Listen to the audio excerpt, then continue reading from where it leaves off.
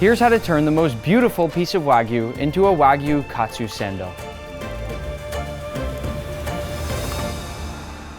It all starts with the beef. I'm using Japanese A5 Wagyu strip loins. These ones here came straight from Japan, and you can see how incredible all that marbling is. I mean, just look at my hands. I've barely even held one, and all that fat is already starting to melt. Not so important for the recipe, but it's really cool to see that high quality Wagyu always comes with its own certificate. But I'll let you look at this on your own time. As a first step, we'll trim our beef. We want to trim them into a perfect square, and technically, there's no right or wrong answer with how big that square needs to be, just as long as it's as perfect a square as you can possibly cut. Also, if you are lucky enough to get your hands on some Wagyu like this, take a moment to appreciate it. I think it's one of the most beautiful natural art pieces anywhere in the world. The moment you finish trimming, toss these immediately into the fridge. They need to stay cool. Then take all of your Wagyu fat scraps and toss them into a pot. These I'll melt down over low heat to toast our bread in later. While our trimmed Wagyu cools, we're gonna make what's called shokupan. It's this fluffy, pillowy Japanese milk bread, and it is amazing. And to make it, we combine water, milk, and flour into a pot, then whisk until fully combined, and once no lumps remain, turn the heat to low and whisk. Don't stop whisking either. Make sure you're constantly hitting every possible corner of the pan to make sure nothing sits for too long in one place, and you'll gradually start to see it thicken up. The second you see streaks forming in the bottom of your pan, move it off the heat and scrape it straight into a bowl. This right here is what will make our bread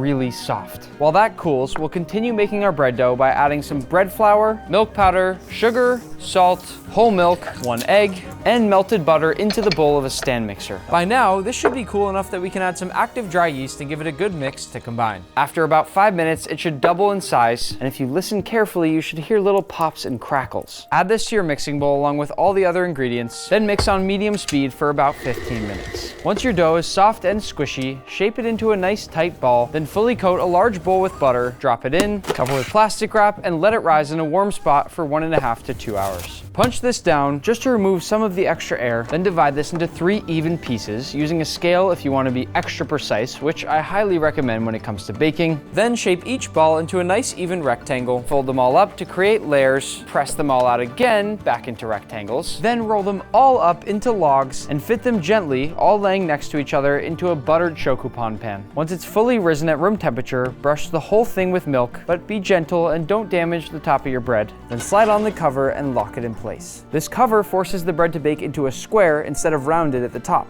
This will go into the oven to bake while we prepare everything else. Next, we're going to make our tonkatsu sauce, which is basically a really flavorful Japanese steak sauce. Into a medium pot, grate 1 whole peeled apple, 1 whole onion. This one will make you cry, but it's worth it for the flavors you're about to experience. Then microplane a few cloves of garlic, some fresh peeled ginger, then some soy sauce, mirin, rice vinegar, brown sugar, some ketchup and Dijon mustard, and Worcestershire sauce. Cook this over medium-low, stirring occasionally until it's thickened up and looks something like this. Transfer to a heat-proof blender and blend until smooth, and once you've pushed it through a strainer, you've got your sauce. It might seem weird to think that you're making some kind of barbecue sauce out of apple, but that sweet and sour balance really works. By now, our bread has finished baking, so it's time for the first moment of truth in this video. Once we've waited about 10 minutes for it to cool, we can flip it over, and voila. What I love so much about milk bread is how soft and springy it is. I'll cut a few even slices now so that the only thing left is to make our beef. What I'm about to make now is called my dredging station. In the first one, regular all-purpose flour. In the second, a few whole eggs, which I'll whisk until fully combined. We don't want any streaks of white or yellow remaining. It should be completely even. And in the third, Japanese panko breadcrumbs. Before I handle the Wagyu this time, I'll put 2 sets of gloves on each hand so it doesn't melt. Just before dredging, I'll season the beef on all sides with salt, and only salt so we can preserve the natural flavor of the beef. Now it's time to dredge. First into the flour, getting it completely coated and dusting off any excess, then into the egg, dripping off any excess there as well, and finally into the panko, the part that gives us that really nice crispy light crust. Once these have all been fully coated, let them sit for 10 to 15 minutes before frying. When frying, I'll very gradually ease my Wagyu into the oil, and I'm even going to use not 1 but 2 spiders to move it around as it cooks. We want to be as delicate as possible here. It'll be completely normal for it to not look like a perfect square anymore, and that's okay. It's common to trim it to perfection just before eating. I'll fry the others in the exact same way, and now that I've gotten comfortable with the oil temperature there, I'm gonna grab this beautiful pot of that rendered Wagyu fat from earlier, add a few spoonfuls to a clean pan, and then begin toasting one side of my milk bread. While picking up that Wagyu fat flavor, we're also gonna get one side of the bread that's beautifully golden brown and has a great crispy texture. My second piece is done, so I'll pull that, hit it with some salt, and continue the same process. What I'm doing right now is a perfect representation of one of the things I love about cooking. I like having lots of things going on at once. I'm checking the temperature while trying to cook the perfect steak over here. Then I'm trying to get my bread perfect golden brown, which that looks good. And overall, just moving fast to make sure nothing goes wrong. These are the moments that make me feel like I'm back working in a kitchen. The biggest thing going through my mind right now is that at the end of this video, none of us are going to be able to agree whether or not it's perfect or it's raw or it's rare. I've always had a dream that one day I could cook a steak so perfect that we could all just agree. But the fact is, I like my steaks medium, and most of you probably like yours medium rare. This is it, the big moment we've all been waiting for. I'll paint both toasted sides of our bread with our homemade tonkatsu sauce. Not too much, just enough to give that nice layer of seasoning. Then I'll add on my beef, place on the lid, trim off all the edges. I can already tell it's gonna be good. And then slice it open. My hands are shaking, I'll admit it, because this just might be the biggest moment of truth we've ever had on this channel.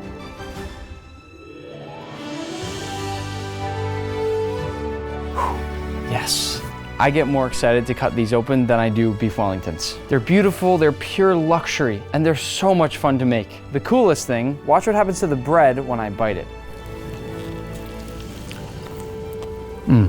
It compresses down and becomes beautifully chewy. As for the actual flavor, it's insanely tender. It's almost too juicy. Try this for the first time, and it will be a life-changing bite.